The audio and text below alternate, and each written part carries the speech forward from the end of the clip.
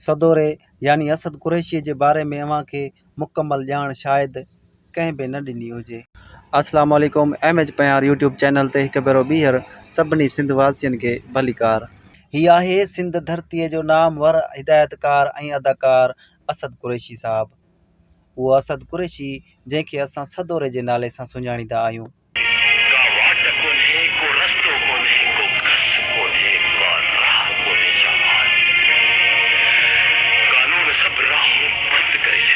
उहो असद कुरैशी जंहिंखे international cricketer थियण जो शौक़ु हो पर क़िस्मत खेसि फिल्म इंडस्ट्री ॾांहुं वठी आई। उहो असद कुरैशी जंहिं पहिरियों भेरो सिंधी टेलीफिल्म जो बुनियादु रखियो। शिकारपुर ज़िले जे हिन नामवर अदाकार असद कुरैशीअ जो जनमु 1 मई साल 1955 जे घर में थियो। असद कुरैशीअ खे क्रिकेट खेॾण जो बेहद शौक़ु हूंदो हो। उन दौर में कराचीअ में टेस्ट मैच खेॾिया वेंदा हुआ ऐं सिंधियुनि जी बि हिकु टीम हूंदी हुई। असद कुरैशी बि उन टीम जो हिसो हो। असद कुरैशी जी अगरि तालीम जी ॻाल्हि कजे त हू शिकारपुर ज़िले में मैट्रिक ऐं इंटर ताईं पढ़ियो। पोइ कराचीअ ॾांहुं मैच खेॾण लाइ आयो। अहिड़ी तरह हू तालीम बि हासिलु कंदो रहियो ऐं क्रिकेट टीम जो पिणु हिसो रहियो। उन खां पोइ असद कुरैशी सिंध यूनिवर्सिटीअ मां ग्रेजुएशन बि हासिलु कई। पाकिस्तान जी आज़ादीअ खां बाद में सिंधी माण्हुनि जी सिलेक्शन बंदि थी वई। जॾहिं को सिंधी सिलेक्ट न थियो तॾहिं सिंधियुनि जूं उहे टीमूं बि टुटी वयूं। टीमूं टुटी वञण वारे वहकिरे में असद कुरैशी जूं हसरतूं बि वही वयूं। हाणे असद कुरैशीअ जे दिलि में हिकु ॿी सोच जनमु वरितो त मां अहिड़ो कोई ॿियो कमु करियां जंहिंसां इंटरनेशनल लेवल ते मुंहिंजी सुञाणप थिए।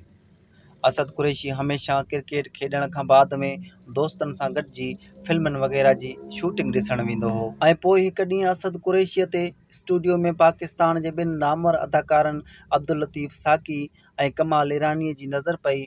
तॾहिं अब्दुल लतीफ़ साकी असद कुरैशीअ खे पासे में वेहारे खेसि अदाकारी जी आछ बि कई ऐं शागिर्द बि बणायो।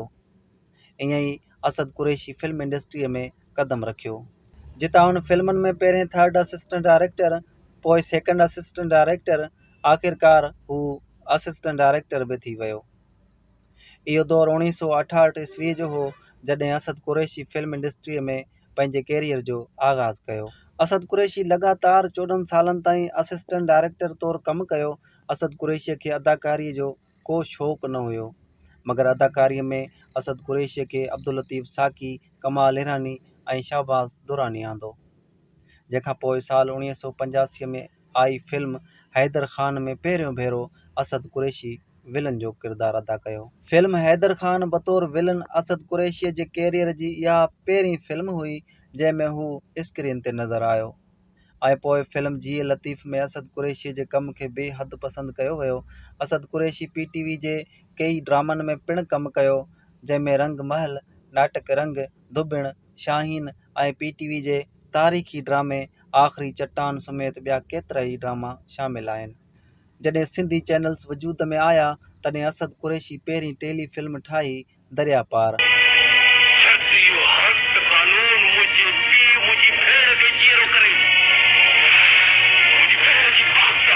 जंहिंजा हिदायतकार बि पाण हुया ऐं अदाकार यानी हीरो बि पाण हुया। ऐं इन फिल्म जी डायरेक्शन में असद कुरैशीअ जो साथ ॾिनो हो अब्दुल मनान अब्बासी यानी मामा लालू। दरिया पार फिल्म में असद कुरैशीअ जो नालो सदोरो हो ऐं इहा फिल्म सिंध में सुपर हिट साबित थी।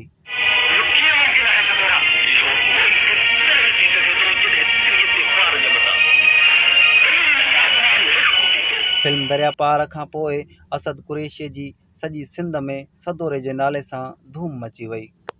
हिकु सवाल ते असद कुरैशी साहब जन चयो त मूंखे शोहरत जी बुलंदियनि ताईं पहुचाइण वारी फिल्म दरिया पार आहे। ऐं पोइ सदोरे जी अदाकारीअ में फिल्मनि मथां फिल्मूं ईंदियूं रहियूं, जंहिंमें पोती ऐं पग, अली वारिस, ग़ुलाम हैदर, शेर ख़ान, ख़ान बलोच, दहशतगर्द समेत 45 खां वधीक फिल्मनि में असद कुरैशी पंहिंजी अदाकारीअ जा जोहर ॾेखारिया।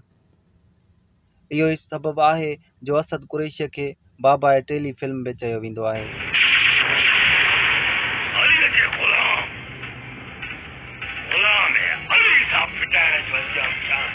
असद कुरैशी अदाकारी में तलवारबाज़ी ऐं फाइटिंग जी बाक़ाइदे 2 सालनि ताईं सिख्या वरिती।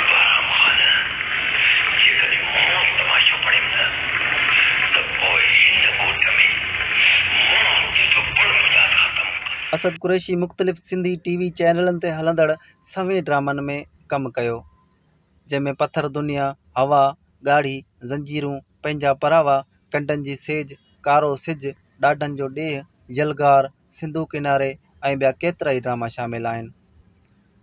असद कुरैशीअ जो फिल्मनि में तोड़े ड्रामनि में हिकु किरदारु हमेशह रहियो आहे त हू औरत जो पासबान रहियो आहे।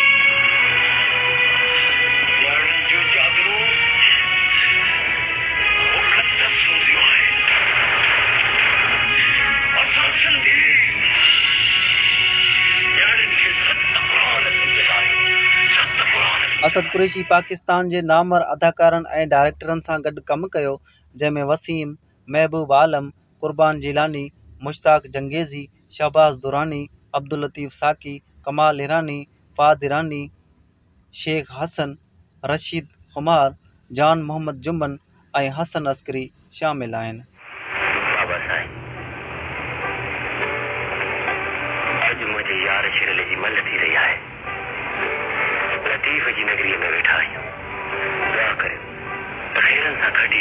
असद कुरैशी साहब जो शुमार बतौर सिंधी हिदायतकार ऐं अदाकार पाकिस्तान जे अज़ीम शख़्सियतुनि में थींदो आहे। असद कुरैशी साल 1991 में शादी कई, जंहिंमां खेसि हिकु पुटु ऐं 2 नियाणियुनि जी औलाद थी, मगर अॼु खां तक़रीबन 3 साल पहिरियां सन वेझो असद कुरैशी सां पेश ईंदड़ रोड हादसे में हिकु नियाणी जेका डॉक्टर थी चुकी हुई, उहा फौत थी वई।